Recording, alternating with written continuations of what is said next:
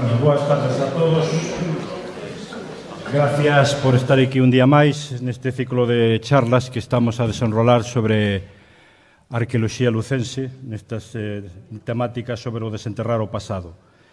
Antes de nada, pedir un pouco disculpas por o cambio do programa. Como xa estades enterados, ou estarán enterados a maior parte de vostedes, por necesidades, por motivos personais, houve que facer un cambio na programación. Hoxe estaba prevista a charla de Celso Rodríguez Cao sobre o mitreo, pero por motivos personales houve que cambiala, entonces pasa a charla de Celso para o día que lle tocaba a Roberto, é dicir, para o día 7 de xuño.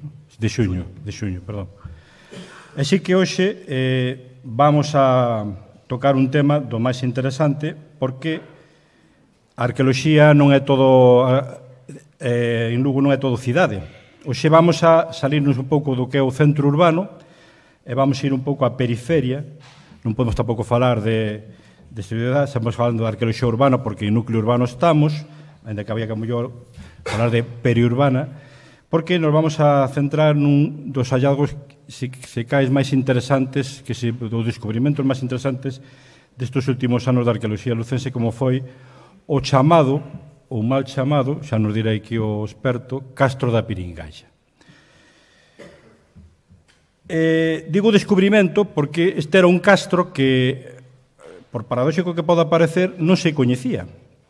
Nós tuvemos a oportunidade de facer unha prospección arqueolóxica do Concello alá por os 90, na década dos anos 90, a principios dos anos 90, este castro non o chegamos a catalogar sencillamente porque non tiñamos referencia del, pero non só iso, é que o propio Antonio Fraguas, na súa famosa publicación dos anos 60 sobre os castros da comarca lucense, nin tan siquiera facía referencia a él. E por eso pode sorprender que un castro, sabendo todos o que son, como sabemos o que son os castros, non fora catalogado, pero vendo ahora as circunstancias nas que se produciu o achado, vendo as circunstancias nas que estaba este castro, non é sorprendente, posto que se por algo se caracterizan os castros é por a súa arquitectura defensiva, que é a que destaca sobre o territorio, a que nos permite identificalos, é dicir, esos grandes fosos, esas grandes murallas, esos grandes parapetos, que son os que realmente permiten identificar un castro. Neste caso concreto, como nada deso se conservaba, realmente era difícil catalogalo. Ben, a verdade que na zona, no entorno, creo que próximo a Milleiros, na entrada do Ceao, creo que Fraguas falábanos situaba un posible castro, ainda que eu creo que non ten nada que ver con este, non? A suerte fixo que a zona esta tuvese unha cautela arqueolóxica, porque cando se realizaron as prospeccións para a instalación da traída, o sea, do gas, non sei en que, do gasoducto, aí fixose unha cautela porque apareceron cerca desta zona unhas cerámicas en superficie e por precaución se cautelou esa zona. De aí que cando se relevaron a cabo as primeiras prospeccións con motivo da traída de agua á cidade, foi o motivo polo cual toda esta zona estaba suxeta a unha prospección arqueolóxica, e iso foi a sorte de que despois encontráramos o que se encontrou. Bueno, para falarnos deste tema, naida de mellor que a persoa que se encargou da dirección destes traballos, que é ni máis ni menos que Roberto Bartolomé Abraira. Licenciado en Xeografía e Historia pola Universidade de Santiago de Compostela, na especialidade de Prehistoria e Arqueoloxía, e cursou o doutorado no Departamento de Historia 1 da UCC e obtuvo o seu diploma de Estudios Avanzados na mesma universidade. Na actualidade, atópase realizando a súa tese doutoral nesta universidade baixo a dirección da profesora Mercedes Torres, sobre a arqueoloxía da produción cerámica Lucus Augusti como cidade alfareira.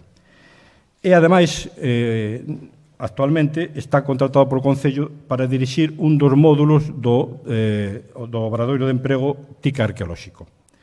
Bueno, Roberto, evidentemente, é unha persona que ten unha amplia experiencia xa no campo arqueolóxico, porque xa leva máis de 20 anos traballando no territorio, sobre todo no territorio galego, realizando todo tipo de intervencións arqueolóxicas, desde análisis de impacto ambiental para obras de carácter público ou privado, hasta prospeccións, controis, excavacións arqueolóxicas de diferente carácter, e incluso desde a prehistoria ata os nosos días.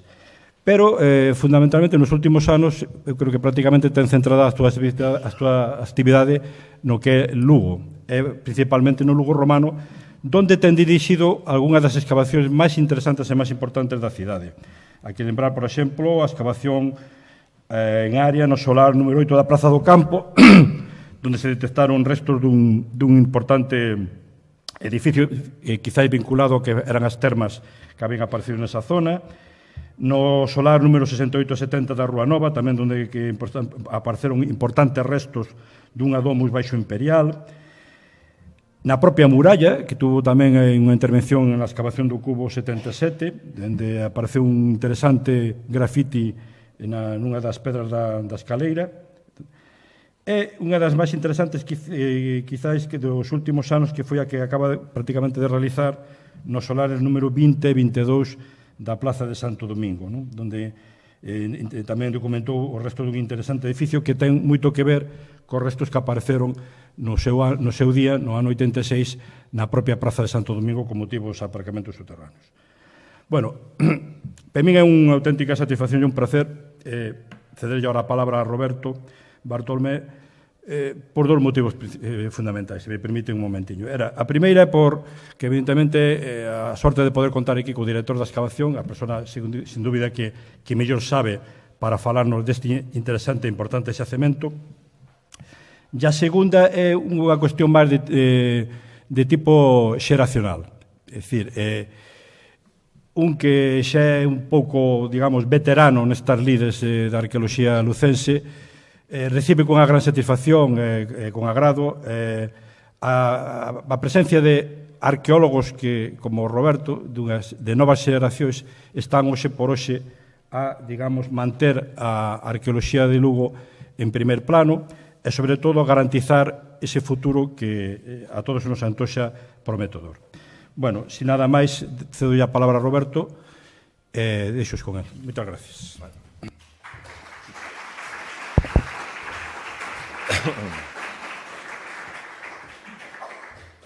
Bueno, gracias, Quique, por esta presentación.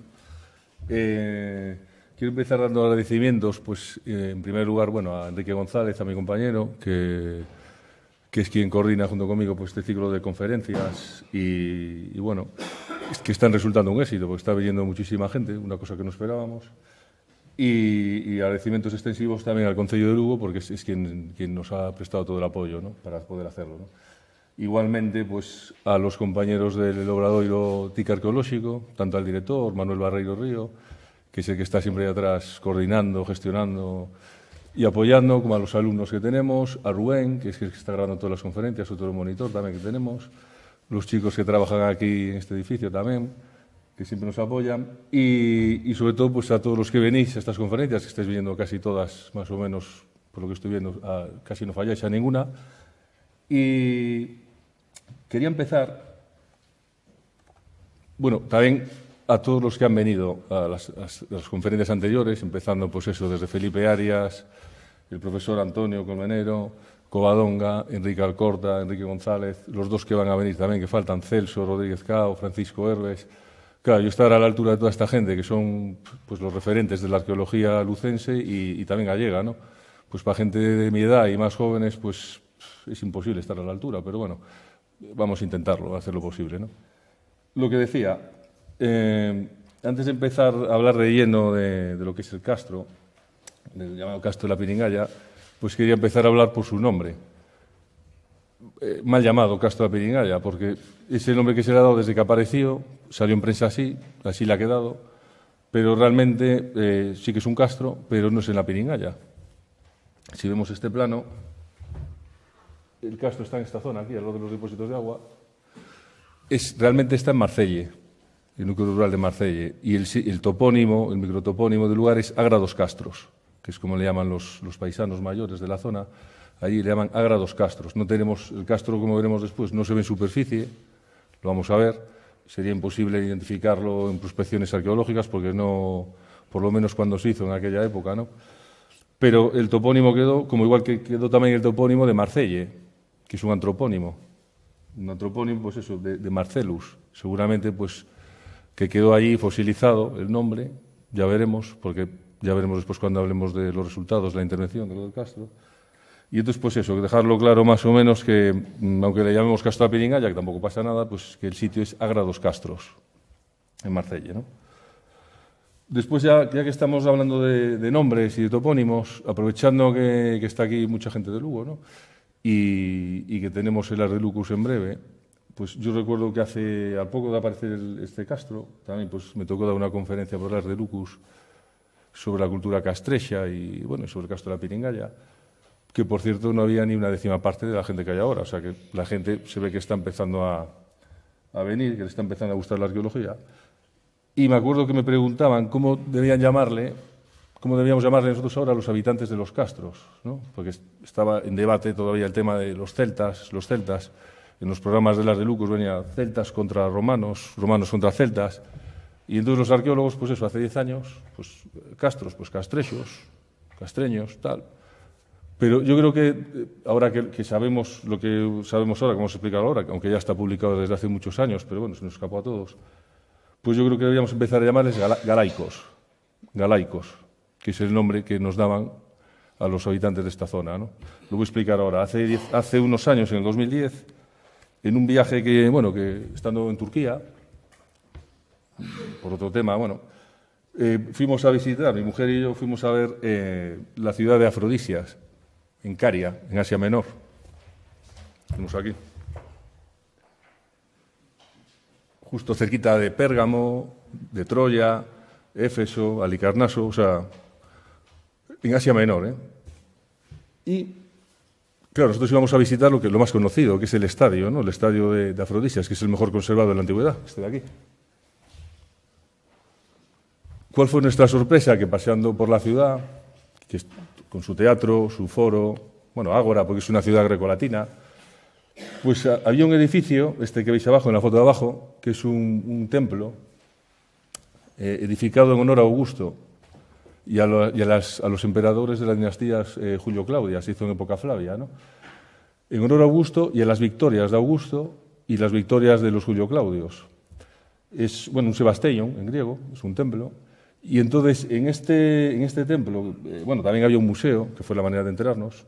Entrando al museo, estos son, de publicaciones que había, de cómo sería la reconstrucción, pues vimos que había dedicatorias a los pueblos que Augusto, Tiberio, Claudio, pues que iban dominando, ¿no? Pues a los dacios, a los judíos, y de repente, este es el museo, de repente veo aquí en la esquina un mapa de la península que pone Calaicón, en griego. Pues sí, resulta que en ese templo, en Afrodisia de Caria, en Asia Menor, dedicado a las victorias de Augusto y de los Julio Claudios, pues había un epígrafe con su bajorrelieve, que no ha aparecido todavía, o sea, apareció, no está publicado, hay un poco de controversia, que hace referencia a la etnia de los galaicos, la victoria de Augusto. Entonces yo creo que, pues, qué mejor ocasión que saberlo, y para hablar de Lucus, empezar a llamarles galaicos en vez de castrechos. No pasa nada tampoco, pero este es el epígrafe, Etnous Calaicón, la etnia de los galaicos. El de la derecha, pues es lo mismo, pero de los dacios. ¿Qué pasa? Este conservó arriba el bajorrelieve. El de la izquierda que veis, pues es el de Claudio, dominando a Britania. Y el de la derecha, pues es el que interpreta Ruy Centeno, un arqueólogo portugués, que podría ser de los galaicos. No está claro todavía, ¿no? Lo publicó también Antonio Ruiz Colmenero recientemente también. Y yo creo que esto va a dar muchísimo juego a nivel histórico. Pero esto ya es harina de otro costal, es para gente ya de otro nivel. Pero lo presento aquí para que la gente lo conozca. Y que veáis que en Asia Menor pues hay un altar donde se honraba la victoria de Augusto a los galaicos. Y si no, también pues podríamos llamarles Copori, los Copori, que sería la tribu que tendríamos por aquí, ¿no? Esto está tomado también del libro de Antonio Ruiz Colmenero. Y después también, antes de empezar a hablar del Castro da Piringalla, seguro que mucha gente vendrá pensando, si no conoce las publicaciones o no fue por ahí la excavación, un castro se nos viene siempre a la mente, pues a los de Lugo sobre todo, y a todos los de Galicia, del noroeste, el Castro de Viladonga, ¿no? Vemos un castro majestuoso con unas defensas enormes, sus fosos, sus parapetos, antecastros, o sea, increíble, ¿no? Esto es lo que pensamos todos cuando pensamos en un castro, ¿no? Nos hablan de un castro, todos nos imaginamos algo así, ¿no? Lo mismo, pues tenemos más ejemplos aquí cerquita también, en Puerto Marín, el castro de Castro Mayor, también espectacular, mira qué defensas, excavado parcialmente, un poquito ahí, casi nada. Esto es un modelado digital del terreno, pero vemos las defensas, ¿no? Esto sería un castro potente, pero bueno, el típico castro que tenemos en mente, ¿no? En el Ayuntamiento de Lugo también los tenemos. Este es el castro de la Madalena, un castro enorme, también con un antecastro, y que se ve, vas por allí y lo ves los parapetos, ¿no? O sea, la croa, ves líneas de antecastro, etcétera, ¿no? El castro de Baltar en Pastoriza también lo están excavando, que esto está ahí sin excavar, pues se aprecia el castro perfectamente. A veces no hace falta excavar, no hace falta sacar a luz los restos para ver pues casi la majestuosidad de un yacimiento de este tipo, ¿no? ¿Qué pasa? Cuando hablamos del castro de la Piringa vemos esto, no se ve nada, nada de nada. En superficie, es lo que decía Quique, es imposible que la gente supiese que había ahí un castro, porque es que tú vas por allí, paseas y está todo, es una zona llana. Sí que es cierto que es la zona más alta, como vemos ahora también, de aquí, de la zona de Lugo, de esta penillanura, pero ya vemos que no hay nada en superficie. Podemos pensar que está arrasado pues cuando hicieron se podría pensar, ¿no? Cuando se hicieron los depósitos, con todas las tuberías de agua que se metieron pues desde hace ya 100 años para acá, con concentraciones parcelarias, lo que sea, podría ser, ¿no? Pero vamos a ver ahora que no es por eso, que esté así este castro, ¿no? Si hacemos el modelado digital del terreno, vemos que no se ve nada, es esto, ¿eh?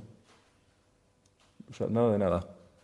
Sí que es cierto que hay alguna foto que se ve, depende de cómo cuando corten la hierba y cómo esté de húmeda, pues se ve alguna línea, lo veremos ahora también, ¿no? Dentro de los castros de Lugo, vemos aquí un plano con el concello de Lugo y la dispersión con los castros que hay catalogados, o bueno, que había hace unos años, que ahora hay alguno más. Vemos, bueno, hay 40 y pico castros aquí. Vemos el río Miño, articulando. Vemos también la ciudad de Lugo, el recinto amurallado, y este sería el castro de Agra dos Castros, o el castro de la Piringalla. Tiene una visibilidad muy buena de toda esa zona, está muy bien comunicado, está en la zona más alta de esa penillanura, que veremos, lo veis ahí, con las curvas de nivel. Aquí está Lugo, aquí el castro, en un punto más alto, y una divisoria pues, que divide el río Miño. Está a menos un kilómetro y poco del río Miño, 1.500 metros de la ciudad, aunque habría que decirlo al revés. Lucus Augusti está a 1.500 metros del castro de la Piringalla, porque estaba antes el castro. El acueducto también, que sabemos pues, que se empezó a hacer en una época muy reciente, pues también parte de ahí, a 300, 400 metros de la ladera sur de lo que sería el castro, también, con lo cual estarían viendo hacer el acueducto.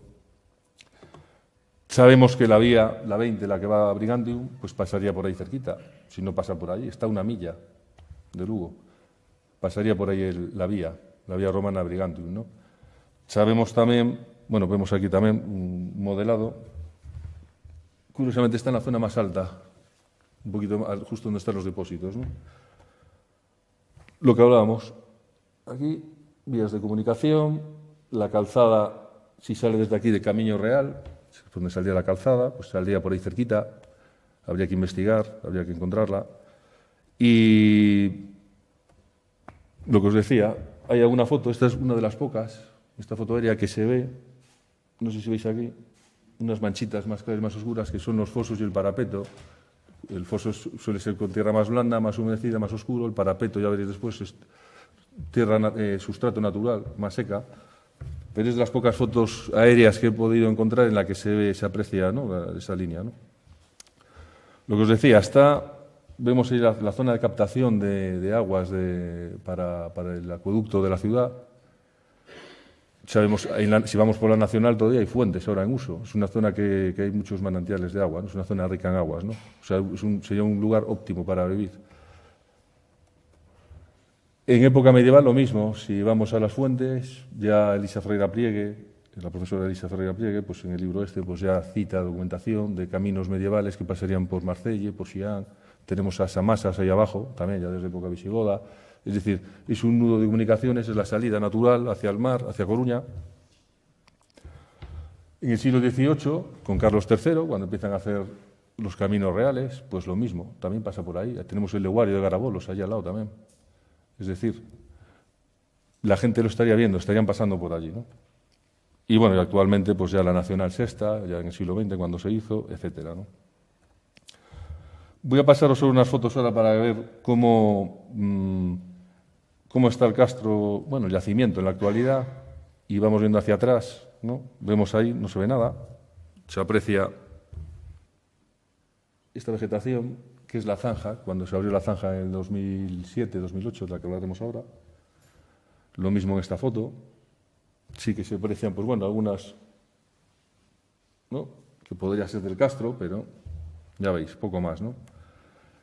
Esto es de cuando se hizo a lo poco de hacer la zanja y de taparla, y esto es previamente, como estaba antes, ya estaba arrasado, en el 2004-2007.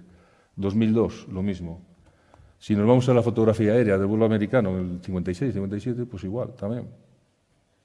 No estaban los depósitos, estaba solo uno, el más antiguo, el cuadrado, y este otro, pero vemos que era un prado, era una agra dos Castros, una zona de cultivo, y no había nada. Sí que está un poco, las manchas se ven, las formas, no había nada.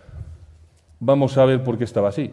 Nuevamente los Castros que están arrasados pues suelen ser por concentraciones parcelarias, plantaciones de eucaliptos, lo que sea. Este es el caso, o sea, no es un castro característico de lo que estamos acostumbrados a ver, monumentales, pero eso lo tiene de malo, no es monumental, aparentemente, pero es que es excepcional pues porque vamos a ver por qué está así, ¿no?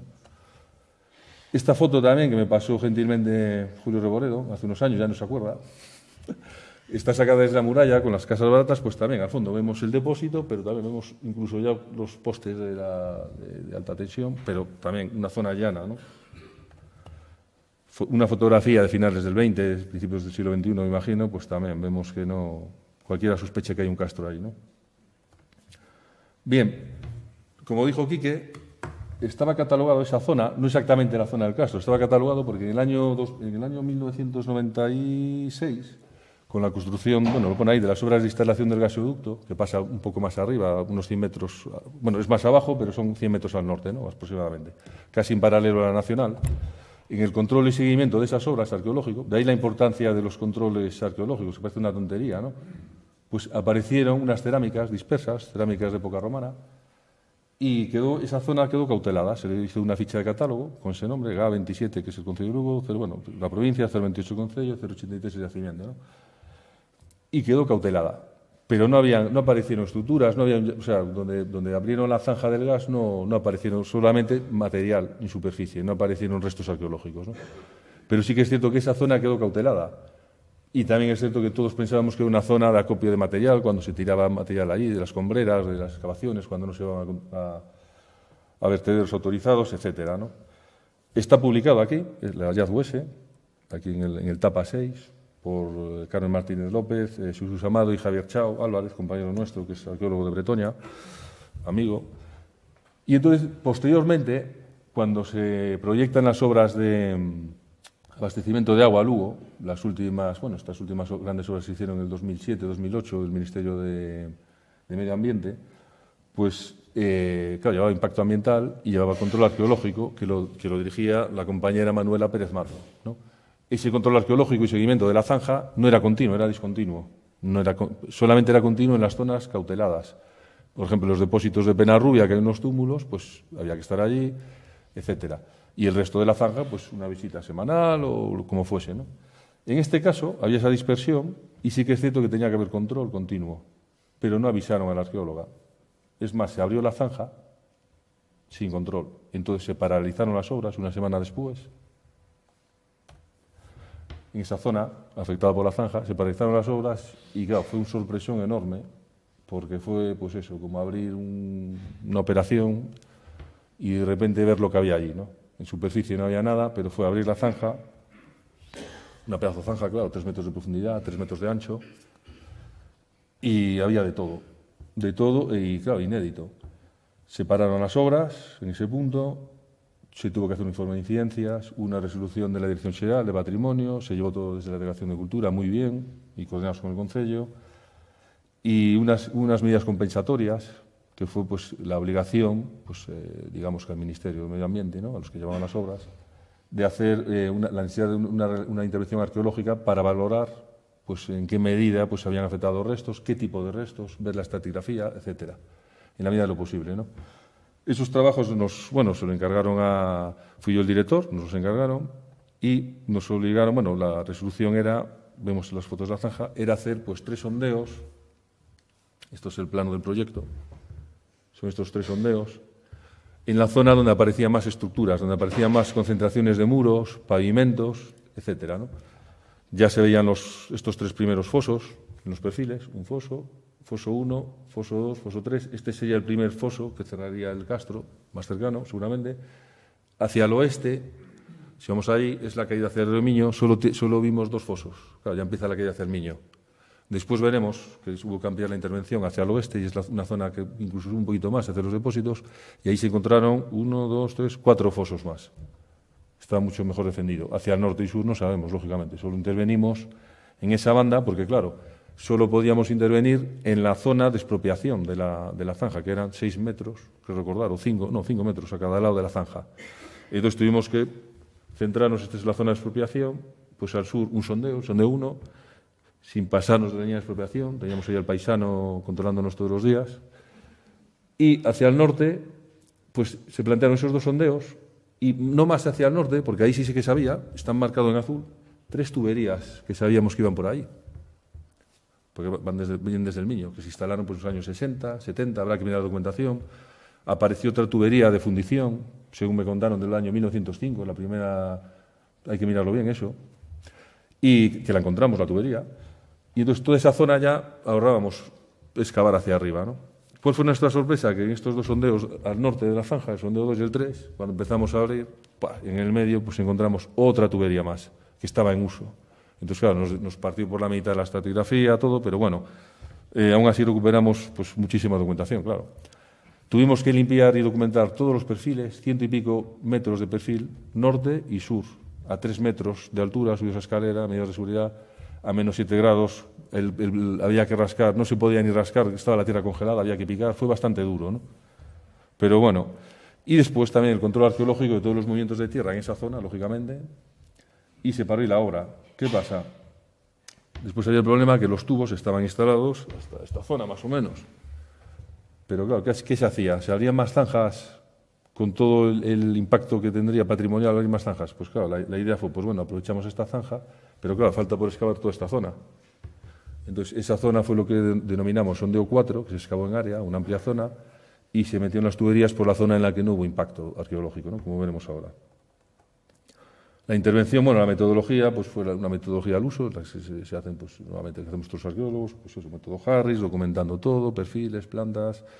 Sí que es cierto que tuvimos la suerte, porque tuvimos todos los medios que quisimos para la topografía, con GPS subcentimétricos, que era un lujo hace 10 años.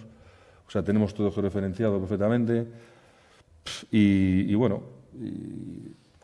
después, claro, una vez acabada la intervención, se tuvo la buena idea de tapar los restos, tanto, pues eso, desde la delegación, el arqueólogo de la acción, Gonzalo Mejide, como el arqueólogo que estaba en aquel momento, también Covadonga Carreño.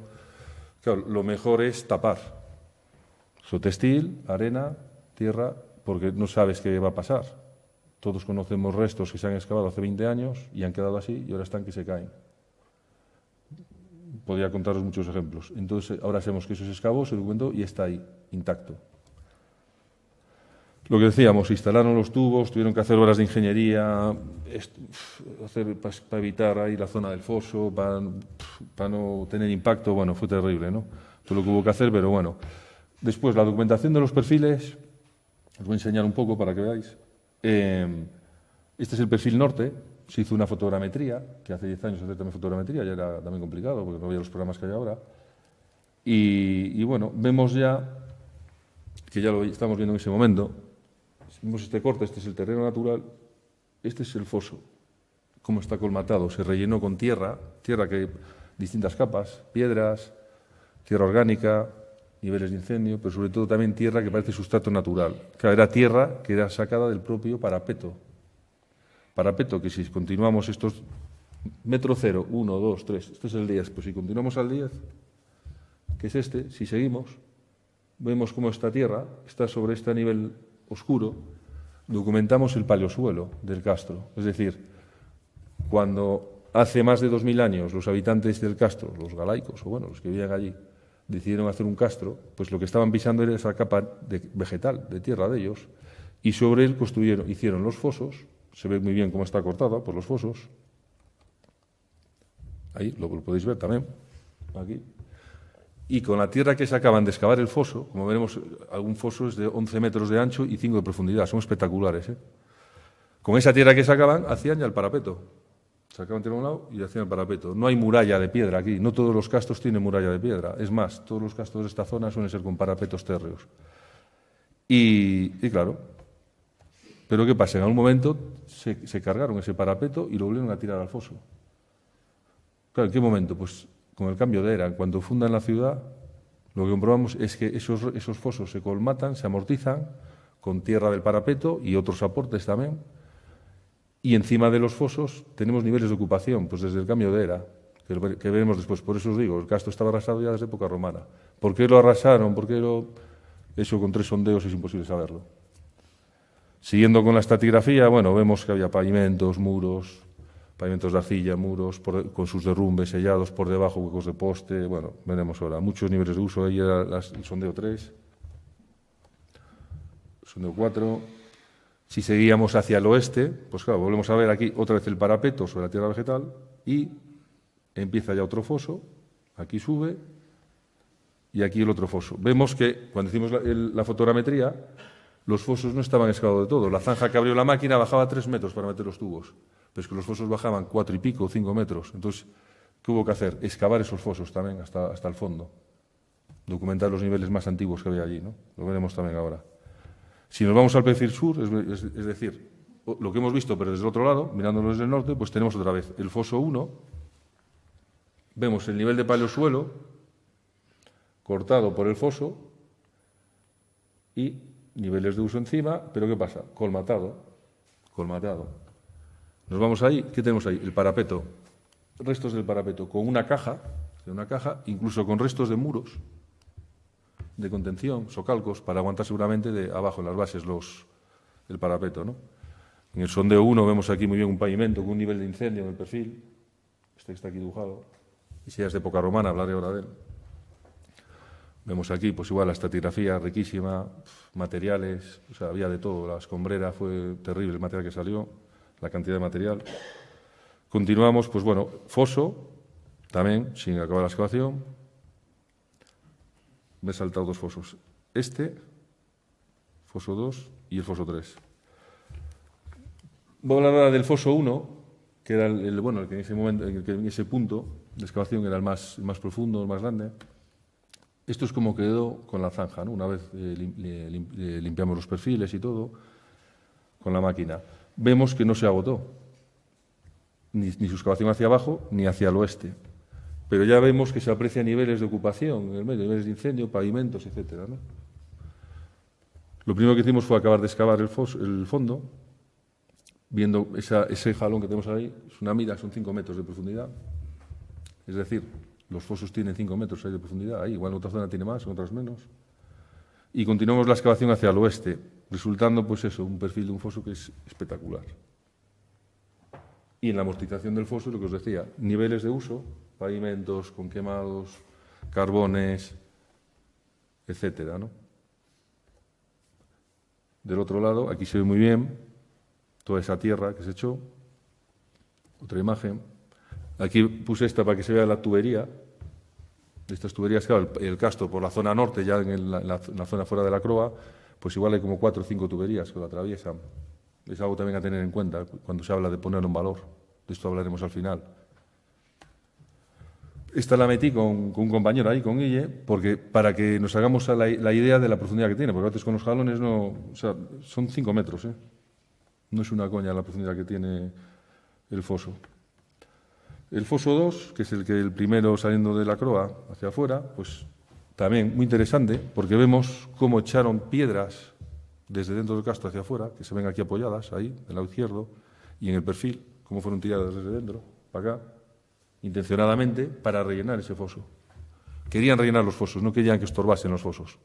No sabemos si para quitar esos elementos defensivos, si para amortizar y por temas urbanísticos de espacio, por lo que sea, no lo sabemos, o igual nunca lo sabremos, pero bueno, estas cosas son las que habría que investigar. Visto desde el otro lado, aquí cuando agotamos ya la excavación, 4,5 metros de profundidad. Del otro lado, el foso 3, más de lo mismo. No va a parar mucho más. aquí excavado. Y después, cuando tuvimos que ampliar la intervención hacia la zona este, para ver si se podían instalar los tubos o no, o a ver qué pasaba, claro, había que excavar y ver lo que aparecía, y viendo lo que apareciese, pues decidir si se instalaban los tubos por ahí, si no se instalaban tubos, si se hacían otras zanjas, o a ver.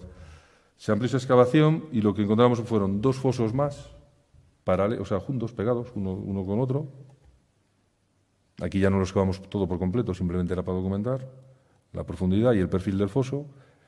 Y el siguiente, que es este, tenemos los dos, uno detrás del otro. Un foso y otro. Y por aquí, lo que se llamaba la tubería de fundición, que es la primera tubería de abastecimiento de agua Lugo, creo que era de 1905. Tenemos que mirar en esos datos, pero bueno. Y a partir de ahí, otras tantas tuberías que atravesaron el Castro en esa zona norte. Finalmente, llegando ya a la calle Mar Cantábrico, que es la que baja pues, a la Nacional Sexta, justo entre los depósitos, también paralelo a la carretera, pues el último foso, este. Después, los resultados de los sondeos, os voy a ir hablando sondeo por sondeo, después la estratigrafía fue similar en todos, ¿no? En el sondeo 1, que es este de aquí, el situado al sur, que eran unas medidas de 5x5, lo que os decía, se limitaba por la zona sur al límite de expropiación, eso no podíamos ni pasar con la carretera por fuera. Y pues eso, había tierras de cultivo en un primer momento, entonces fue lo que se excavó. Una vez levantamos esas tierras de cultivo, se excavaron. Justamente ahí encima de esas piedras, de ese nivel de abandono de época romana, fue donde apareció la arracada, que también la veremos después, y de oro, el pendiente de oro. Y había ese nivel de abandono potente, el derrumbe, y una vez lo levantamos, se excavó, pues lo que nos encontramos fue un empedrado, una zona abierta posiblemente, con un muro adosado al otro, que lo vais a ver ahora también. No sabemos su función, porque tiene 3 caras, uno más ancho que el otro. No sabemos si estamos en una zona abierta, si no. Claro, en sondeos tan pequeños es imposible, sin abrir en área no se puede ver, ¿no? Lo que sí sabíamos es que con los materiales que estaban apareciendo, que esos eran niveles de ocupación pues, de época Flavia, posiblemente hasta el siglo II, III, en esa zona, con los materiales que teníamos, ¿no? Estos son los 2 muros que os decía, uno adosado al otro, y al norte de esos muros, pues también lo que encontramos fue un pavimento de arcilla, que seguramente fuese un pavimento interior, bajo una capa de incendios y un derrumbe, ¿no? También con materiales de época romana. Se ve muy bien aquí en el perfil. Este es el pavimento, el nivel de incendio, la capa negra esta, que la tenemos aquí en planta, y aquí el derrumbe encima, y nada, hay 30 centímetros o 40 capa vegetal, que es lo que tiene nada más, porque eso es extrañísimo que no hubiera datos de ese castro anteriormente. Siempre decimos que los arqueólogos, cuando explicamos así a la gente, ¿no?, que cuando se excava se está destruyendo. Por eso siempre, ¿por qué dibujáis? ¿Por qué sacáis fotos? Porque una vez excavas, lo levantas, lo estás destruyendo, entonces hay que documentarlo. Y claro, si no excavamos no podemos saber lo que hay debajo. Entonces, en este caso, pues se valoró la posibilidad de levantar ese empedrado para ver qué había debajo, pues siempre con el permiso de los técnicos de las administraciones. En vez de excavar todo, hicimos un corte para ver lo que había debajo. Bien, pues lo que nos encontramos pues fue eso, un nivel de preparación del terreno, esa es una zona un poco más baja, de nivelación, con todas esas piedras que se ven ahí, que van por debajo de los muros, debajo del pavimento de arcilla, pero debajo de estas piedras, de estas que veis aquí, las veis también del otro lado, debajo del pavimento, como os decía, lo que empezaron a salir fueron una gran cantidad de huecos de poste, con sus calzos, fondos de cabaña, zanjas, que es lo que serían las cabañas, las casas, las edificaciones del Castro, de la Edad del Hierro, o sea, prerromanos. ¿Por qué? Porque nos salía material indígena, que veremos después también. Poquito, pero nos salía ahí. Lo dicho, en 5 por 5 metros cuadrados es imposible, o sea, en 25 metros cuadrados es imposible recuperar plantas completas de esas habitaciones, pero bueno, tenemos la estratigrafía, sabemos qué pasaba. Se ve muy bien aquí. Más de lo mismo. Del otro lado, pues igual. Estos son los 2 muros. Si alguien me puede dar una explicación y no sabemos, quédense porque por el lado de allá tiene cara, etcétera. No me paro más. Esta es la planta final con las distintas fases de las estructuras. Y lo que os decía, el sondeo 2 y 3 son estos 2. Se plantearon esta zona, que es donde aparecían más muros y pavimentos, ¿no?, en el perfil de la zanja. Y no nos fuimos más al norte, donde están ahí los chicos esperando para empezar a trabajar, después sacar la foto, porque sabíamos que por ahí iban tubos. ¿Cuál fue nuestra sorpresa? Que empezar a abrir, pues ya nos salieron unas zanjas. No bajamos más, porque ese tubo estaba en funcionamiento, como para picar una tubería de agua de 1 metro de diámetro, salíamos volando. Pero claro, iba por ahí la tubería, después lo vimos más adelante, ¿no? Con lo cual teníamos los sondeos cortados. Pero lo que sí que teníamos eran derrumbes, a ambos lados, con muros, derrumbes de época romana, edificaciones de estos muros, que son con una tipología constructiva pues igual a los que se hacen en Lugo. El Lugo romano, el Lucus Augusti, ¿no? Lo único que tiene que son con esquinas redondeadas. Aquí, en un momento dado, en otra fase, levantaron esta esquina y le adosaron este otro, ¿no? Pero son muros de pizarra local, con arcilla, tomados con arcilla, 70 centímetros de ancho, una banqueta, es un muro potente, es un edificio potente este. Pavimentos de arcilla, muy bien compactada, y con hogares también, que sería donde harían el fuego, la comida, etcétera, ¿no? Y con otras fases también, pues este muro se lo adosó posteriormente, etcétera. Debajo de esos pavimentos, bueno, este es los restos del pavimento de arcilla con el hogar, una foto general. Debajo de los pavimentos de arcilla se levantaron donde estaban más afectados y eso se destruye, claro, se documenta, tal. Y debajo lo que encontramos pues fue como el otro sondeo, huecos de poste, zanjas, fondos de cabaña, con cerámica indígena, ya no aparece cerámica romana, y nos están hablando de la fase anterior, de lo que era el castro, cuando tenía sus defensas, lo que era un castro de la Edad del Hierro, típico. Claro, no un yacimiento romano, que es lo que se convirtió después el lugar, ¿no? Tenemos aquí ejemplos de estos, justo por debajo del muro. Veis aquí también, podría poneros, vamos. Aquí vemos también un fondo de cabaña y este muro lo corta, le pasa por encima. Se ve muy bien aquí, una vez desmontamos los calzos, que sigue por abajo. Aquí, en este sí que nos dio bastante cerámica indígena también, en contexto. Y después también excavamos el paleosuelo, el suelo donde estaban excavados todos esos calzos, esos fondos de cabaña y esos huecos de poste, ¿no? Y estaba directamente sobre el sustrato. Algunas zanjas, pues, llegaban al sustrato, claro, para que se aguantasen los postes. Esta es la planta final del sondeo, lo veis aquí. Este es un muro, bueno, bastante competente. Esta es la planta final también. Y en el sondeo 3, pues más de lo mismo. Por el medio la zanja para tubería del agua, derrumbes, materiales de época romana, vemos aquí el derrumbe, vemos, esto es una helada, de los días que había helada, y pavimentos de arcilla, incluso un hogar, lo comentamos en la zona noreste del sondeo, un hogar, donde harían pues eso, el fuego allí con tejas y con pizarras, y ya veis, 10, 20, 30, a 30 centímetros de la cota actual, es decir, algunos de los muros tenían marcas de los araos antiguos también. Yo no sé cómo no hay ninguna referencia, que igual hay gente que tiene referencias, pero que los materiales depositados en el museo de trabajos agrícolas ahí, no sé, estaba ahí, calladito. Esta es la planta también donde vemos, una vez levantamos los pavimentos de época romana, pues eso, fondos de cabaña, canales, huecos de poste. Vemos este muro aquí en el aire. Este es el único testimonio, bueno, la única estructura que tenemos de época bajo imperial, porque está construida sobre el abandono, pues eso, ya alto imperial, pero está a un nivel tan superficial que no tenía ni pavimento. Sí que hay algunos materiales relacionados que veremos después, del siglo III o IV sobre todo. Vamos aquí ejemplos, no me paro más.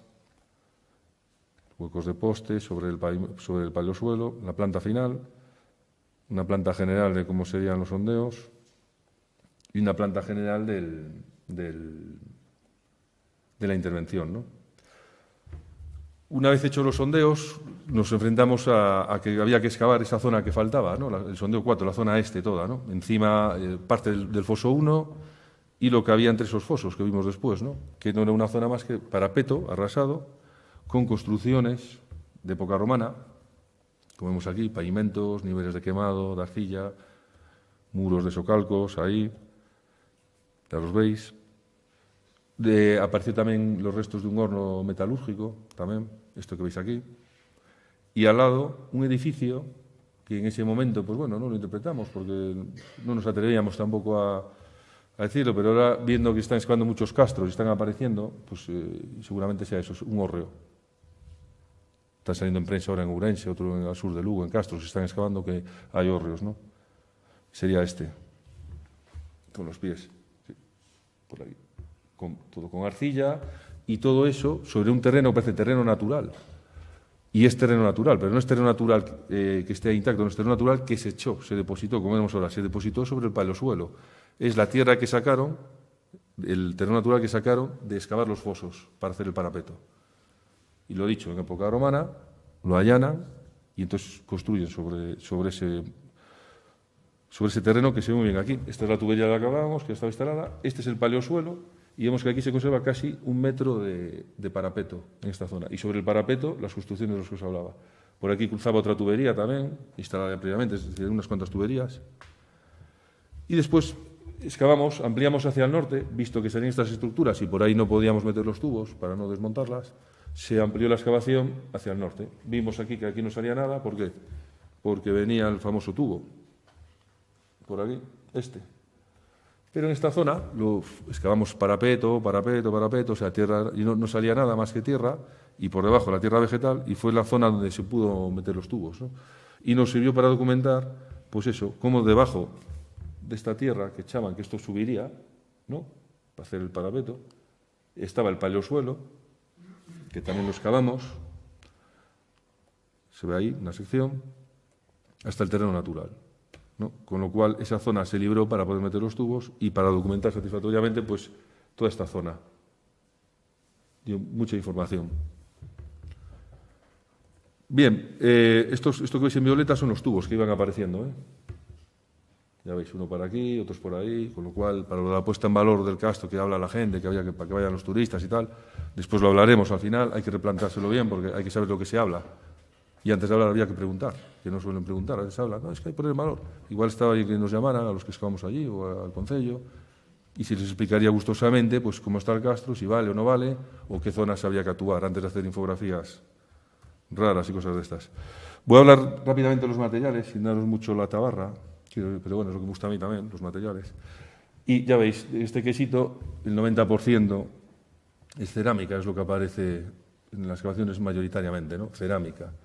Después, bueno, los materiales que salieron, pues es lo que sale en cualquier intervención en un castro, un yacimiento romano, mucha cerámica, materiales de bronce, líticos, algo de plata, no sé, una moneda de plata, el pendiente de oro, ya más excepcional, pero bueno, vidrio, también hierros, etcétera, ¿no? Dentro de la cerámica, que es la que nos da más información, ¿no? Porque la pieza esta de oro que os decía es muy bonita, está en la vitrina y es excepcional, pero es una pieza posiblemente entre el siglo I o III antes de Cristo, II, está por ahí Aurelia, que sabe bastante más que yo de esto, pero bueno, pero es que apareció en un contexto de abandono romano. Claro, las piezas de oro normalmente pasan de generación en generación, ¿no? Entonces, para contextualizar los yacimientos no nos valen para mucho. Nos valen mucho más las piezas que duran poco tiempo, como la cerámica, que se rompe. Más incluso que las monedas. Dan mejor la cerámica que las monedas, aunque no nos lo parezca. Y entonces teníamos cerámica castrecha o indígena de la del Hierro, tenemos cerámica común romana, muchísima, sobre todo en la primera fase, que veremos ahora, algo de ánfora, no mucha, en los castros no suele aparecer mucha ánfora, pero bueno. Terra sigilata también muy poca, y de la mayoría sigilata hispánica, nos apareció una lucerna también, y fusayolas, también muchísimas, pesas de telar, y material de construcción muy poca teja. Para lo que estamos acostumbrados en Lugo, que salen kilos y kilos, en esta intervención salió poca. De la cerámica indígena, bueno, entre los materiales indígenas, la mayoría de los que hemos estudiado, de esta cerámica que hemos estudiado, pues esto de la fase final de la Edad del Hierro, ¿eh? O sea, es seguramente pues, del 2 a.C., 1, hasta el cambio de era, ¿no? Son en su mayoría ollas pues, para cocinar, que claro, con la llegada de la cultura romana cambian todos los hábitos, los de la comida también, como veremos después. Entonces, ollas para la cocina, para meter al fuego, con bordes abiertos, esvasados, con decoraciones típicas, en diamantes, incisas y este tipo de ollas, ¿no?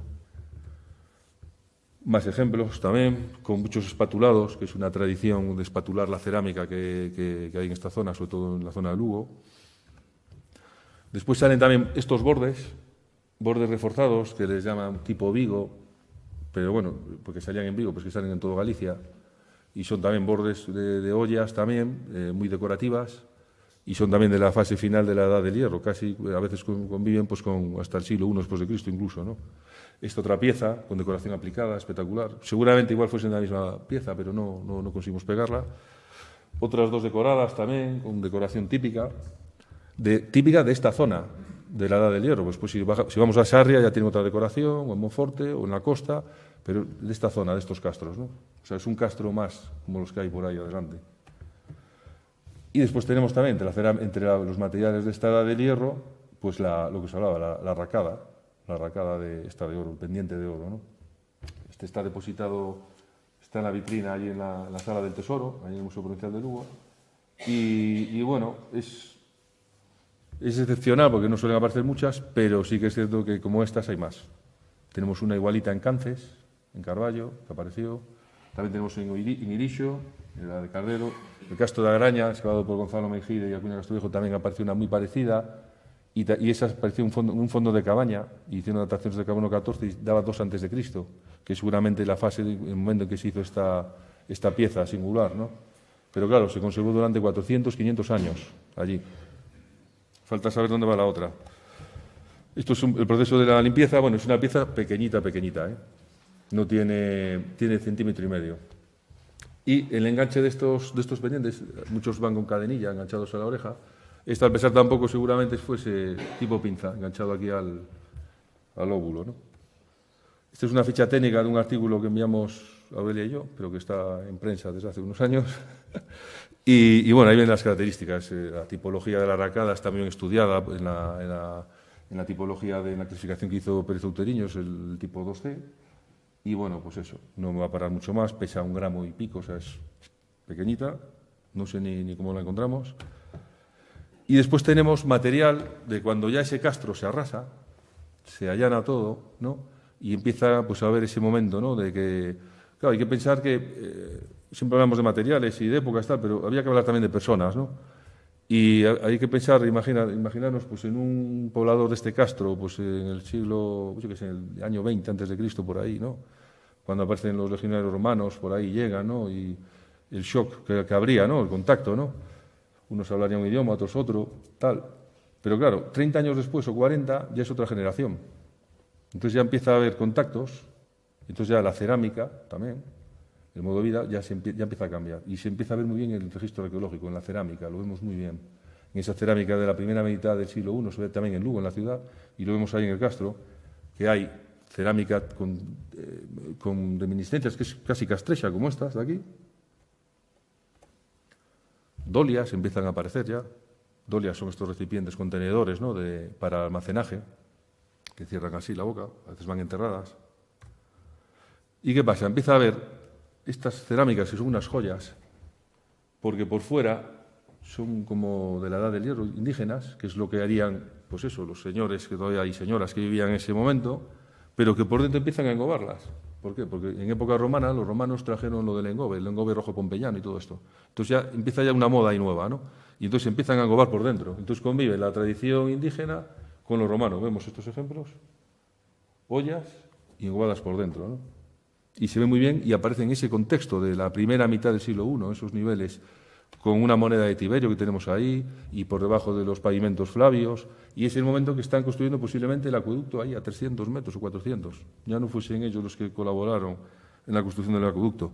Empiezan a aparecer ya fuentes, platos, recipientes abiertos, que en la época castellana no las había, vasitos, que después empieza a ver también los de paredes finas y por ahí, pues los vasitos también espatulados, ahí muy tempranitos.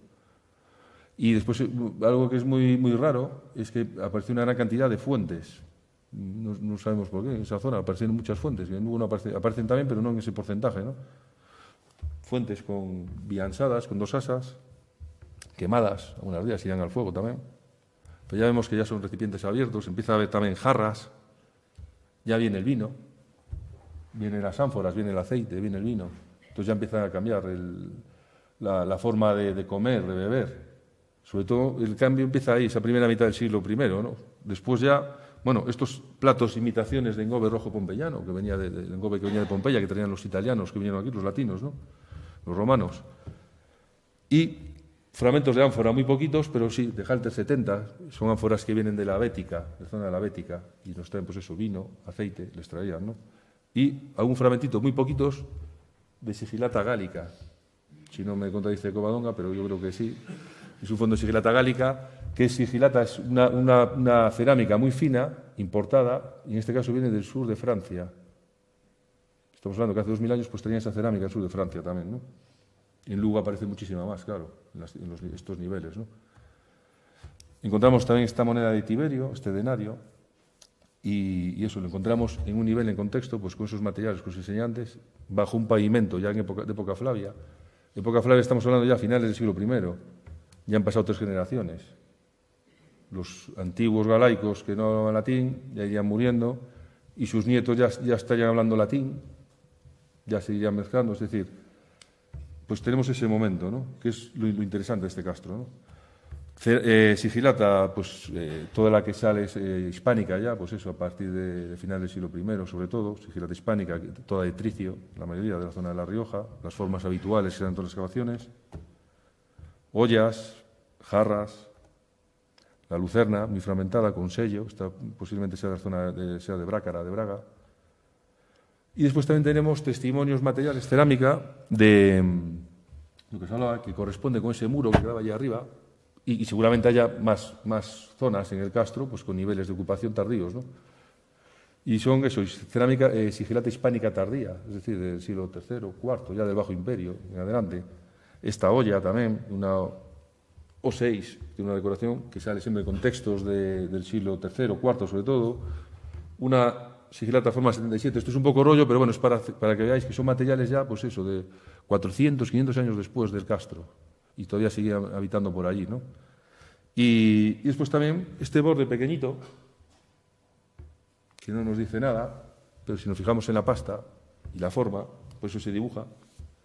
Es un fragmento de sigilata africana, de terra sigilata africana, es decir, un plato que vino desde el norte de Túnez en el siglo IV, que bueno, luego venían bastantes, que aparecen en los niveles del siglo IV, aparecen, pero allí en la Piringaia también tenemos testimonios de que por allí llegó material del norte de África en el siglo IV. O sea, ya, pero claro, ya estamos hablando de que no era un castro, ya es una zona periurbana de la ciudad, ¿no?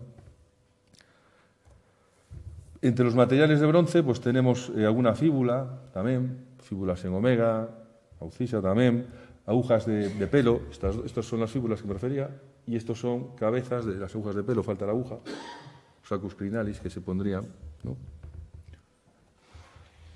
De hierro también aparecieron bastantes materiales, tenemos ahí un anillo muy deteriorado, que tendríamos que hacer algo con él, y después utensilios que tipología variada, que es difícil de interpretación.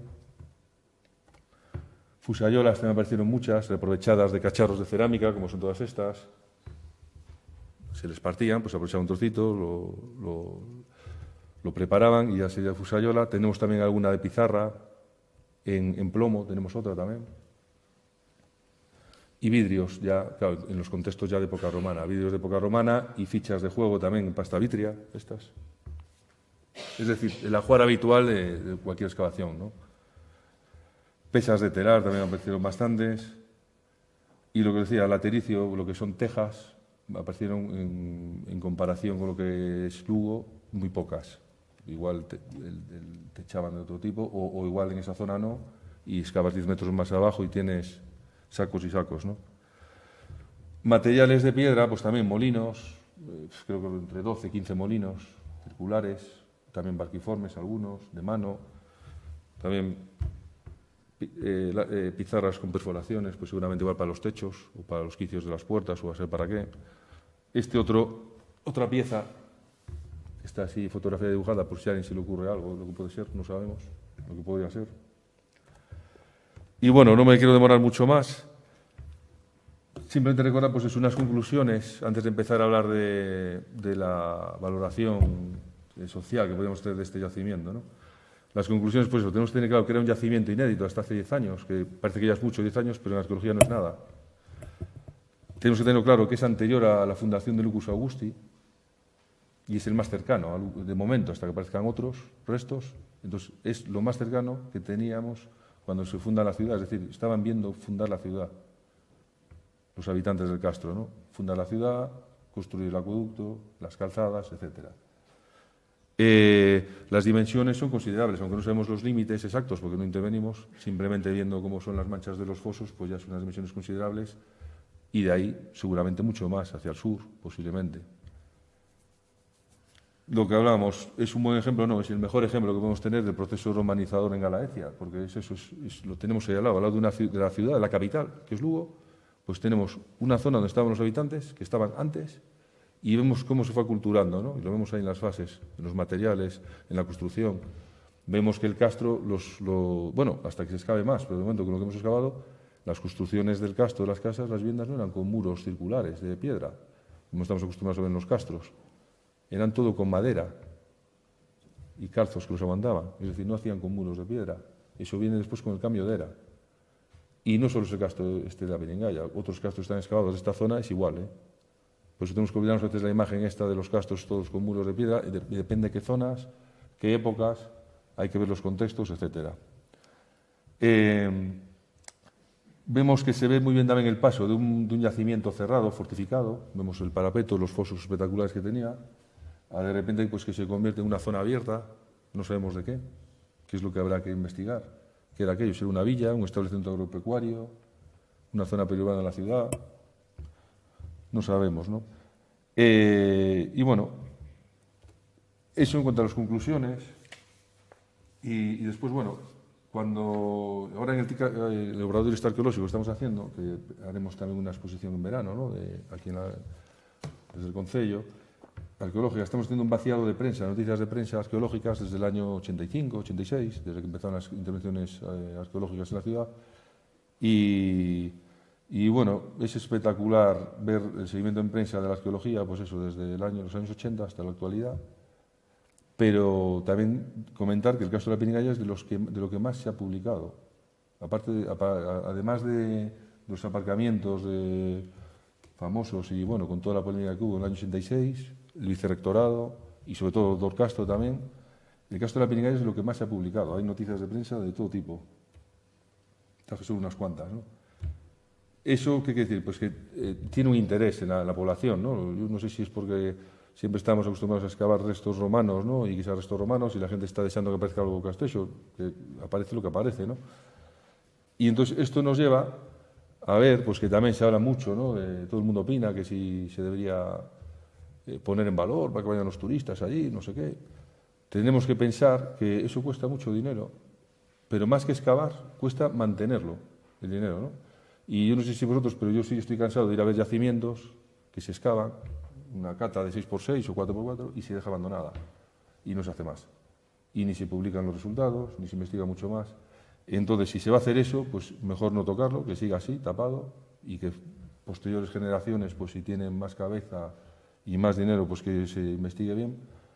Pero pensar en excavarlo por excavarlo, para ponerlo en valor, cuando vemos que está toda la zona norte afectada por tubos, no sabemos hasta dónde llega, pues no es la idea la correcta, creo yo, es mi opinión, ¿eh? Yo creo que lo ideal sería replantearlo de otra manera.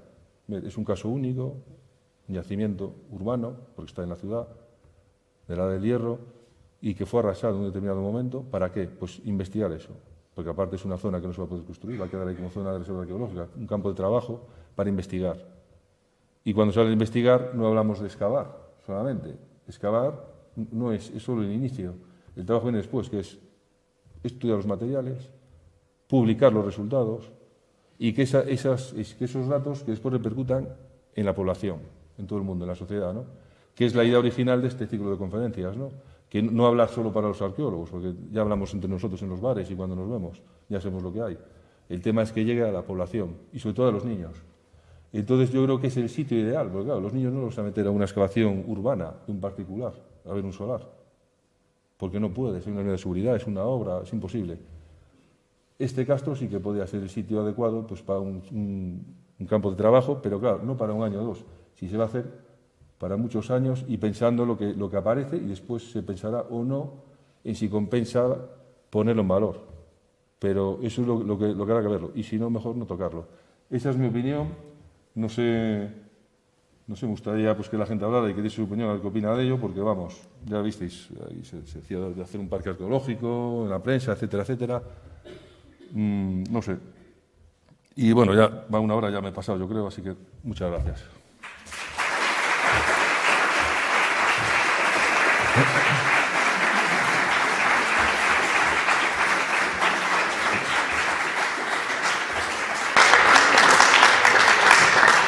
Bueno, damos ya gracias a Roberto por esta interesantísima charla. Bueno, abrimos un tiempo para o coloquio, para o debate, para todo aquel que queira preguntar ou queira comentar cualquier aspecto relacionado con este tema. Tengo una pregunta, y es que, según en varios documentales que he visto, los arqueólogos están utilizando dispositivos por medio de satélites o helicópteros que permiten ver por infrarrojos o otros métodos lo que hay debajo de la tierra, sobre todo buscar tumbas antiguas o ciudades que están perdidas, etc. ¿Podría en algún futuro la ciudad de Lugo utilizar dispositivos como esos? Sí, bueno, sobre esto podría decir que ya se ha hecho Ferrada en algunas zonas, por ejemplo, la Forca, en la villa que hay saliendo para Palestra. Se podría hacer un Ferrada en esa zona, sí, sería bastante bueno, para ver cómo van los fosos antes de excavar. Sí, sí. Pero cuesta dinero, claro.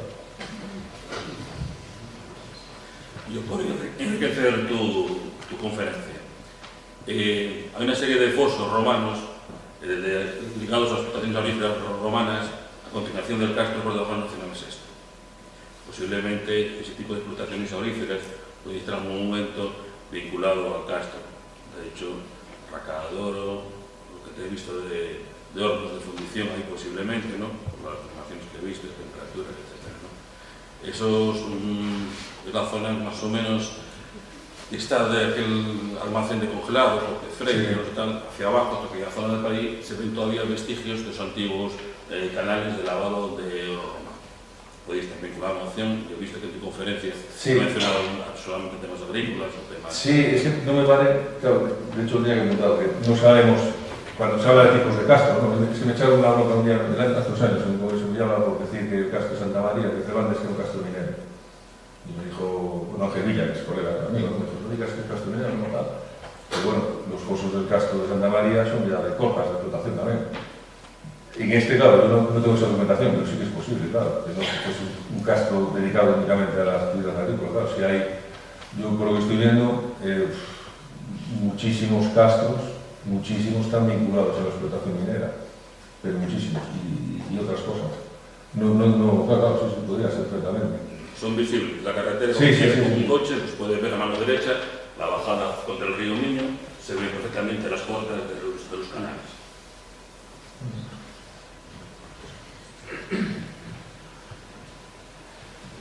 Unha cuestión máis? Bueno, quería che preguntar unha cuestión. Aí non se sabía que había un castro. Sin embargo, había un microtopónimo moi claro. Agra dos Castros. Que sospeitades? O sea, que se pode sospeitar de eso? É dicir, temos un microtopónimo que fai referencia a unha ocupación castrexa, lógicamente. Sin embargo, non se atopan restos desa ocupación castrexa. Por que pode existir ese nome aí? Como, cando se formou? De cando pode ser ese nome? Tedes algo investigado acerca disso? Bueno, non só neste, en todos a microtoponimia, cando vamos de prospección, por aí, o primeiro que faz, é ver a toponimia, porque queda posibilitado o nome no sitio. Tamén decía que Marcelle, que estaría aquí, Marcelle, tamén. Igual de María que vivo aí, e o castro, pues, efectivamente, todos os castros, as medonas, que queda posibilitado. E claro, nós, cando apareceu o castro, no 2007, 2008, non se sabía, pero igual se falamos con un paisano fai 80 anos, 90 ou fai os 2 anos, igual hai restos que apareceron ali, porque están a 20 centímetros, os muros están a 20 centímetros. Que pasa, antes os arados tampouco deixaban tanto, como agora, non? Pero sí que certo que os muros incluso tiñan marcas de arados, os vellos. Entón, non me quedou aí, de tella, ou cerámica, a xente maior sempre diferente, cando aparece tella, cerámica, non? Pois, os castros, eso queda aí. Que pasa, claro, cando vas a unha construcción, vas por aí con pescada, claro, non podes catalogar algo sin estar seguro, porque se non é... Hai que dicir que, con relación ao topónimo Castro, que evidentemente era, diría que no 90% dos casos en Galicia, ese topónimo indicativo de un asentamento prehistórico, non? Pero ese é un topónimo que tamén quedou fosilizado na antroponimia, é dicir, está moitas veces vinculado ao apelido. Sabemos que en Galicia hai moitos apelidos que están Castro. E non é a primeira vez que o topónimo do lugar, non podía ser este caso, agarra o Castro, máis que aludir ao xacemento en sí, alude á persona que no seu momento foi propietario desa parcela. Pero, bueno, xa digo, son casos excepcionais. E parte, dos topónimos, cando faz unha prospección, topónimos como Castro, Castronela, Castriño, é dicir, todo vinculado con este topónimo suele ser, evidentemente, evidencia dun asentamento prehistórico. Claro, decía isto tamén porque se queda ese microtopónimo aí, se conserva ese microtopónimo aí, o lógico é que aparecer tamén algo de folclore, algo lenta. Claro, xa é outra vertente. Pero o que dicía Roberto, o curioso é que nesta zona, claro, así como no ámbito rural, a memoria se conserva, non só a través do topónimo, senón a través do folclore. Nesta zona, non sei se porque foi absorbida moi pronto por a cidade, ou polo que, evidentemente, non hai población, porque non hai población autóctona, porque os núcleos tanto de Marcillo como Xián non son núcleos que sean moi antigos, pero quer dizer que non queda esa memoria, ou ao menos non a coñecemos, lógicamente. Non quer dizer que non quede, o mellor sí que hai, pero non se coñece. Xa digo que Fraguas, Antonio Fraguas, cando fixo o seu traballo no ano 62, que publicou a maior parte dos castros que coñecemos hoxe en Lugo, non facía ni mención a existencia deste castro, ni o topónimo, tan siquiera, quero recordar, o cual, decir, non quedou nada na memoria. Por outra banda, a parte do folclore, que dicía ahora tamén Roberto, que é significativo un xacemento tan superficial, onde sabemos que os traballos agrícolas moitas veces son os que nos descubren os propios xacementos por a propia labor, non? Xa non antigamente co antigo arado, senón que o arado non moderno, que che descubre, che poñen pois os restos de pedras dos muros, os materiais das cerámicas que suelen ser frecuente encontrarlos por a fica. E a subir, pois, tampouco se coñecía unha pequena zona ali perto do lugar, pero fora do ámbito do castro, que era que permitiu cautelar arqueológicamente esta zona. Pero, bueno, xa digo, eu por menos non teño coñecemento de ningún tipo de folclore ou lenda relacionada con ese lugar. Incluso ca apertura de tantas zanjas, de tantas gavias para meter as tuberías, desde o tipo do século XX, aí, claro, tiña que aparecer resto, pero non hai... Nos miramos no museo, non había ningún depósito de material, normalmente sempre se entrega un viño, non había nada, é unha cousa que estoy quedando aí. E, bueno, a importancia de facer os controles arqueolóxicos, que a veces unha peza, pues, cautela esa zona e ao final, pues, está aí. Se non, igual seguían habiendo zanjas, que non aparecía, non sabíamos, non teníamos os datos. Pero, bueno, pues, o topónimo é ese, algo que pasa. Que lle pregunta, é dicir, o relevante deste xacemento, bueno, claro, que dicía Roberto, que son unhas sondaxes, son moi pouco para chegar a coñecer o xacemento a fondo, pero quer dicir que, por os datos que vostedes, podedes asegurar que houve unha ocupación continua no tempo desde o século III a.C. II ata o século IV, porque iso é algo que non só é habitual. Sabemos que os castros ocupan un momento determinado, depois se desocupan e incluso algún, no caso de Midadonga, en épocas máis tardías se volven a reocupar. Neste caso, a singularidade deste castro estaría un pouco aí, non? Sí, na zona que estivamos, sí. Sí que hai indicativa, xa de que é o resto do castro. Pero sí que é certo que os niveles máis tardíos son máis esporádicos, se che un muro tal, pero sobre todo a parte de Cocaflada.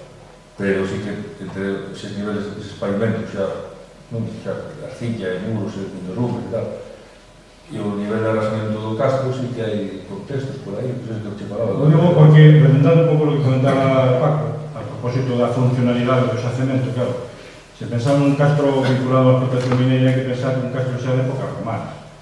Evidentemente que este castro en época romana non é castro, xa é un asentamento civil, prácticamente, rural, como se quira decir, que realmente iba a pasar de ser castro a ser non queremos chamar, que non nos atrevemos ni a utilizar a nomenclatura para sí, os materiales que aparecen nestes casos de Paco, sí que dentro tienes títulos, os materiales de Cervantes, de Cervantes, bueno, temos outros casos tamén, xa son materiales plenamente romanos, o sea, hasta final do século I non é avisar material indígena.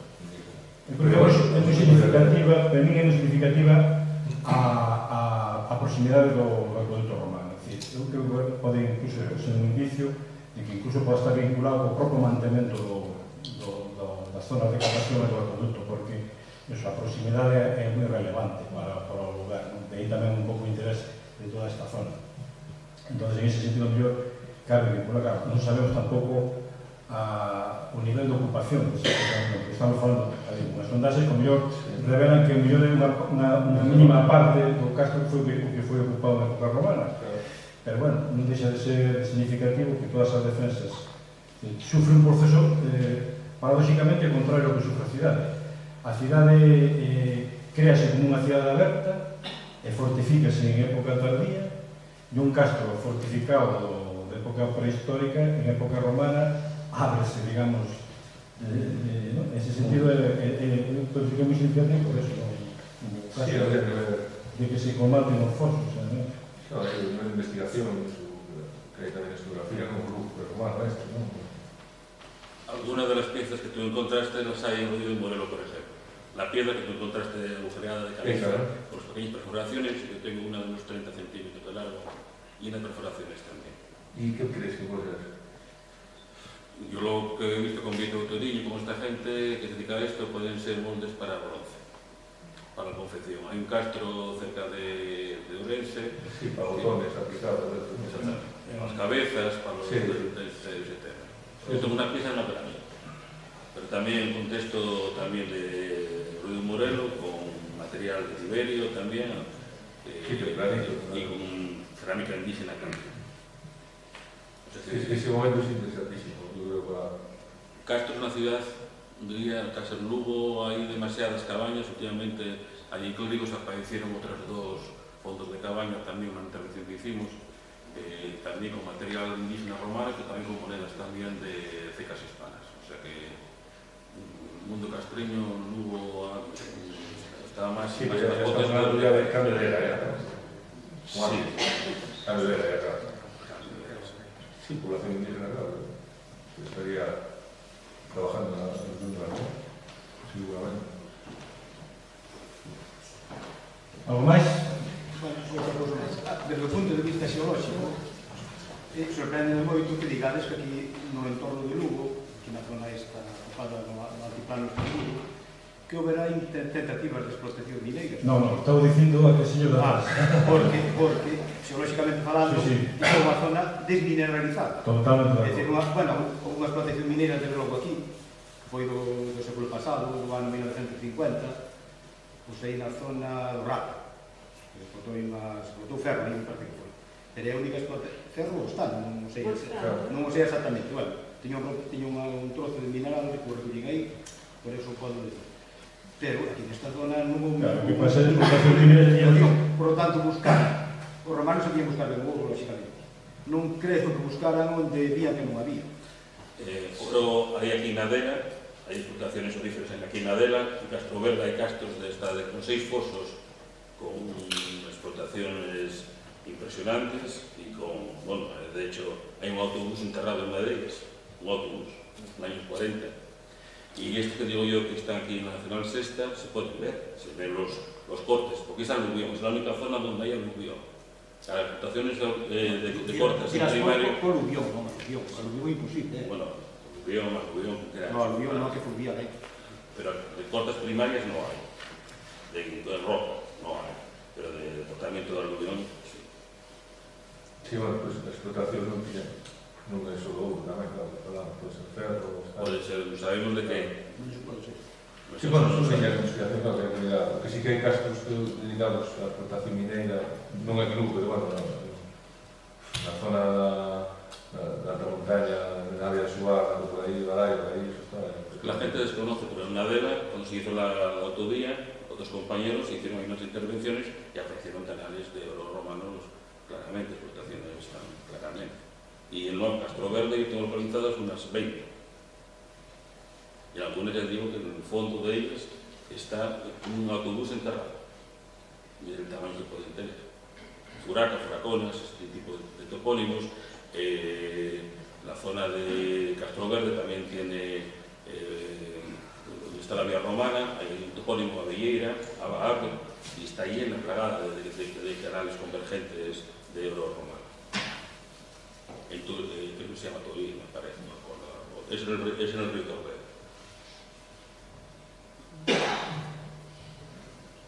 Nada máis? Bueno, pues nada, agradecemos unha vez máis a vosa presencia e invitámosvos para a semana que ven, o próximo xoves, que sí, respetaremos o programa e tendrá lugar a charla de Francisco R. Reigoso sobre as excavacións balnearias de Lugo. Moitas gracias.